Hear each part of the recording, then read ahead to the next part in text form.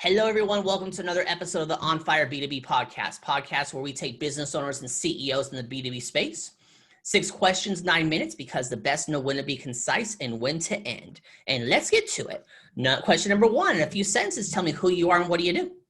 All right. Well, my name is Paul Simkins. I am a leadership coach and trainer and speaker, and I work with managers and executives in technical industry, helping them overcome the frustration of uncertain decisions and poor low productivity and losing good employees so that they can make more confident decisions, improve their productivity by 50%, and sleep better at night.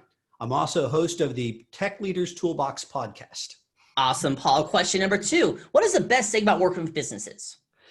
For me, it's the fact that everything I do has a downflow impact because I work primarily, again, with managers and executives. So when I work with a manager and executive, the results of the work that we do together has an impact on everyone around them, and it flows down through the organization. It also flows across. So it has a 360 impact, everything we do. And that's what I like. Working with one person, I can still have a massive impact. Awesome. Question number 3. I'm hearing from other top executives and owners that using quotes from clients increases conversions and sales. What are your thoughts? I think it certainly has an impact. I have found that when I get comments from people who have attended keynotes of mine, when I get positive comments from people who've been in workshops and from coaching experiences, especially when they give numbers and things like that, it has an impact on someone's buying decision. Now, I still have to take them to that point to where that's going to tip the scale for them, but it definitely does have an impact. And I think it is definitely worthwhile for anyone to be able to get those kinds of comments from their clients. Right. Because, you want to get the specific numbers because just saying I doubled my sales, again, you want to know the exact how many more sales was that. So I completely agree on that part there. So question number 4, what advice do you share with other companies working in the B2B industry? Go.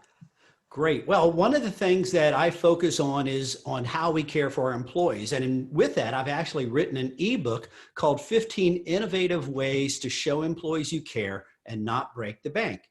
And a lot of what we focus on there is that one of the strongest ways you can show that you care for your people is by caring about what they care about. So like, for example, one of the suggestions I make in the book is why not schedule a potluck day where everybody on the team brings a dish in that is native to their particular background or culture and what they've been brought up with.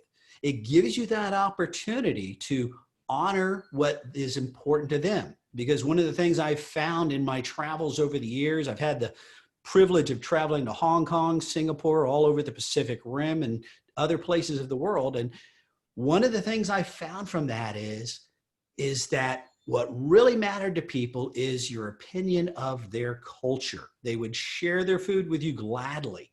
And when you would gladly accept that, when you'd show regard for that, in their minds, it is showing respect for them and that you care about them and their culture.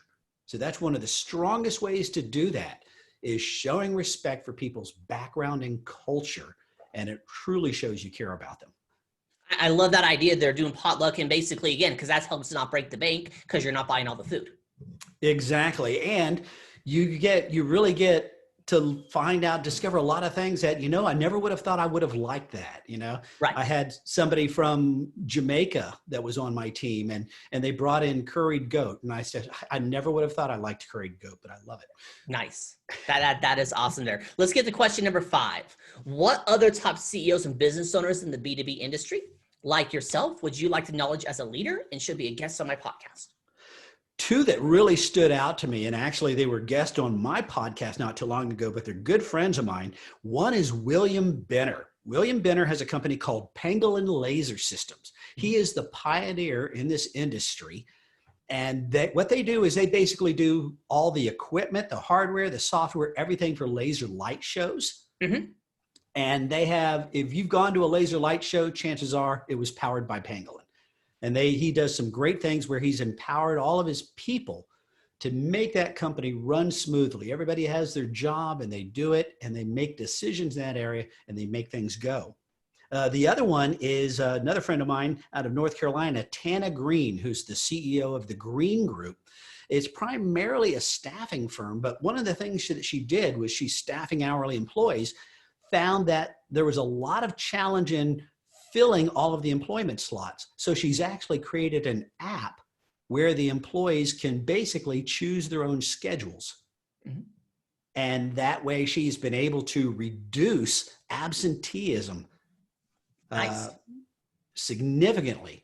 And it's been so popular that a lot of her customers are now using the app with their full-time employees within their organizations. No, that is a cool concept. I love that there. Now, number 6, Paul, most important question of the podcast. Need you to focus on this one. Hey, Paul, tell me about your first time, your first sale. Wow.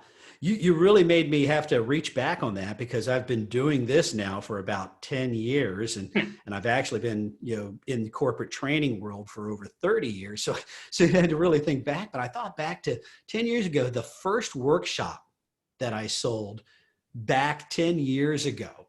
And it went back and forth with multiple proposals and adjusting the subject matter and everything. But again, when they finally signed on that dotted line and I got that check, and then most especially when I delivered that workshop and the whole room of people just walking out with smiles on their faces and excited about the possibilities. That's awesome. I love that story there. Excuse me there. So you now have 2 minutes and 30 seconds. Promo time. Ask me a question. Talk about the weather. Or since the best and when to be concise and when to end, we end early. Go. All right. Well, again, I have a website called boldlylead.com where we talk about leadership principles. My podcast is accessible off of there, as well as my blog. I'm also going to be offering some courses that are going to be available towards the end of September on how to develop your own core values, as well as some additional courses that I'll be offering in that lines. And so again, I'm available. I do keynotes and workshops, trainings for groups and individuals. And so tell me a little bit, because I'm curious, Bob, why this podcast? How did you get into this? Told my coach I've always wanted to do a podcast. She said, great. You have to schedule your first one in 24 hours.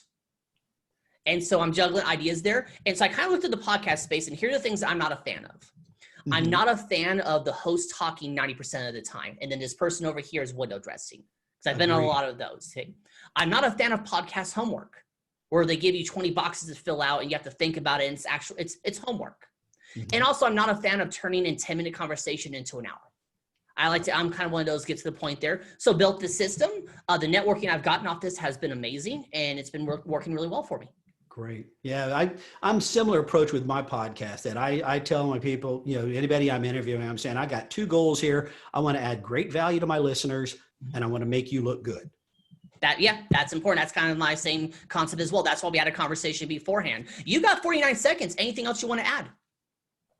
No, I just really enjoyed this opportunity to come on here and talk about this. It got me thinking about things that I don't think a lot about and probably should. Well, awesome. You pulled it off. 6 questions, 9 minutes, because the best know when to be concise and when to end. Website, say it. It's www.boldlylead.com. In the description, it's magic. Paul, thank you so much for being on. Tip of the hat to you. Thank you.